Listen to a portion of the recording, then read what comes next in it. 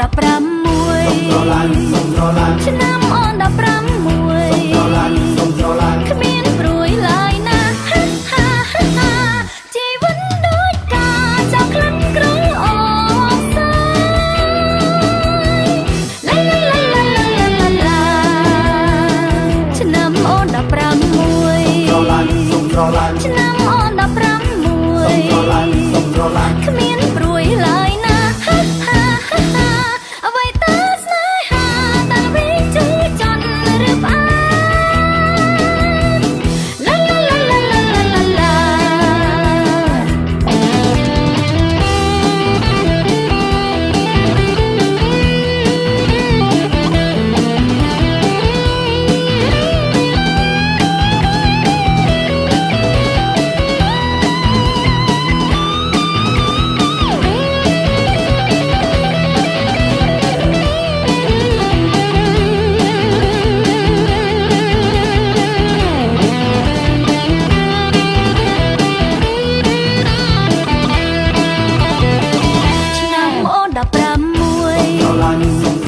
ឆ្នាំ